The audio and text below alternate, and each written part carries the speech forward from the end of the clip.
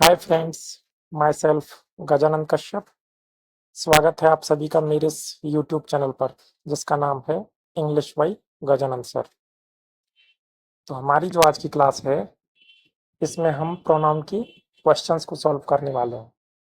Please सबसे पहले तो मैं आपसे यही कहूँगा कि चैनल पर अगर आप नए हो तो प्लीज़ चैनल को ज़रूर सब्सक्राइब करें।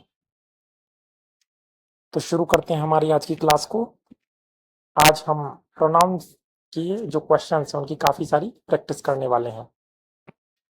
तो हमारा जो पहला क्वेश्चन है वो है which of the following is relative pronoun, यानी कि इनमें से कौन सा एक संबंधवाचक सर्वनाम है। इसमें चार ऑप्शन दिए गए हैं। पहला ऑप्शन है हिज, दूसरा है वेदर, तीसरा है विच और चौथा जो ऑप्शन है वो है शी।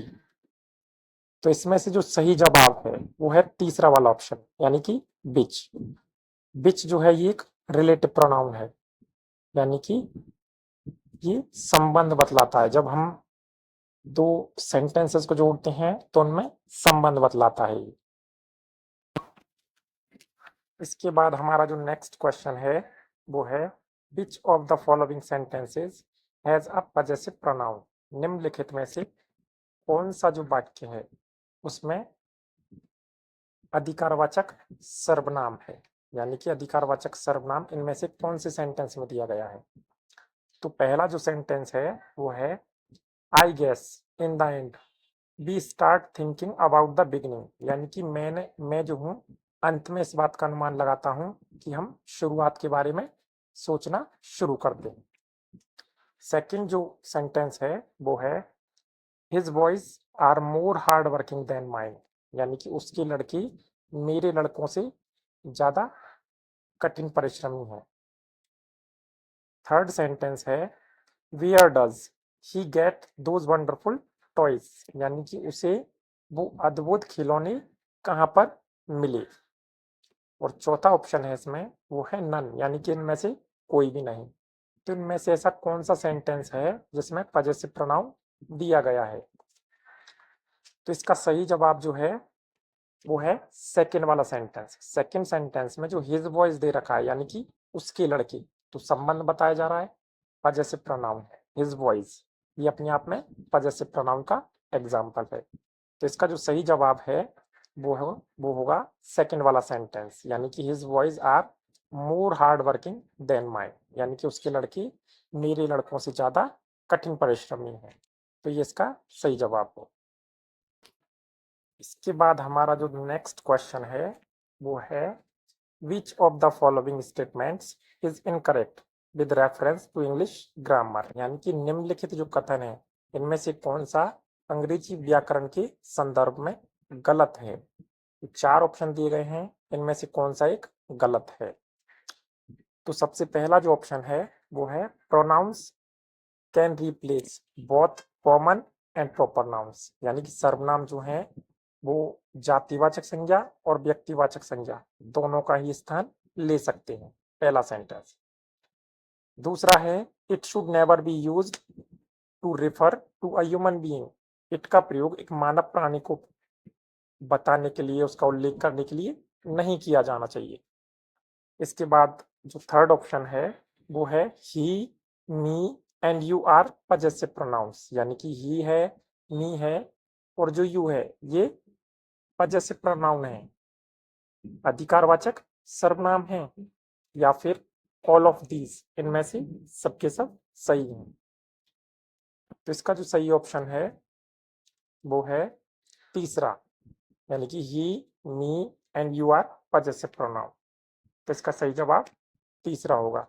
ये अंग्रेजी व्याकरण के संदर्भ में इनकरेक्ट स्टेटमेंट है, गलत वाक्य है।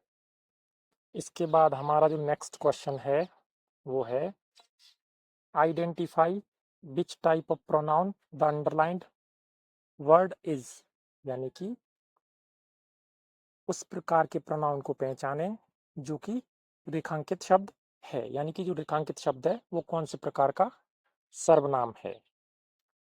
तो सबसे पहले सेंटेंस दिया है उसमें एक वर्ड जो है वो अंडरलाइंड है और वो शब्द कौन से प्रकार का प्रोनाउन है ये हमको बताना है। तो सेंटेंस है follow her and she will show you which room is yours, यानी कि उसके पीछे पीछे जाओ और वह तुमको दिखा देगी कि तुम्हारा कौन सा कमरा है। तो इसमें जो योर्स वर्ड है ये अंडरलाइन है, तो ये कौन से प्रकार का प्रोनाउन है? 4 ऑप्शन दे रखे हैं। पहला है रिफ्लेक्सिव, दूसरा है रिलेटिव, तीसरा है डिस्ट्रीब्यूटिव और चौथा है पजेसिव।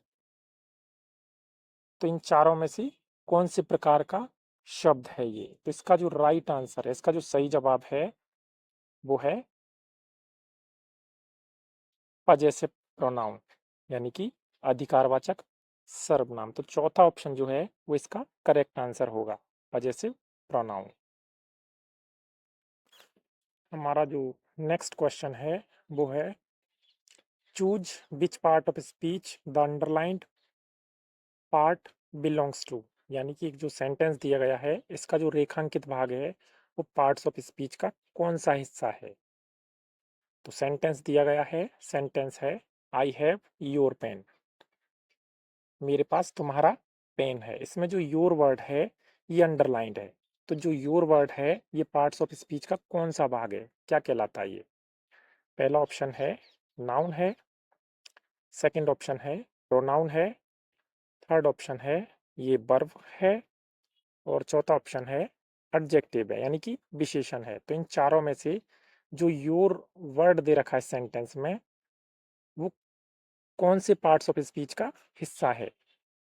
तो इसका सही जवाब होगा योर जो है ये प्रोनाउन का हिस्सा है, यानी कि ये पजेसिव प्रोनाउन का एक एग्जाम्पल है, तो ये प्रोनाउन का हिस्सा है। तो सही जो करेक्ट आंसर होगा इसका वो होगा सेकंड ऑप्शन, प्रोनाउन। तो दोस्तों ये थी हमारी आज की क्लास जिसमें हमने काफ़ी सारे क्वेश्चंस को सॉल्व किया था। प्लीज़ वीडियो अगर अच्छा लगे तो लाइक करें, कमेंट करें, शेयर करें और चैनल पर अगर आप नए होना तो प्लीज़ दोस्तों चैनल को ज़रूर सब्सक्राइब करें। मैं इसी तरह के वीडियो लेकर के आपके लिए आता रहूँगा। मिलते हैं दोस्तों नेक्स्ट वीडियो में, तब तक के लिए टेक केयर दोस्तों, अपना ख्याल रखें। बाय दोस्तों।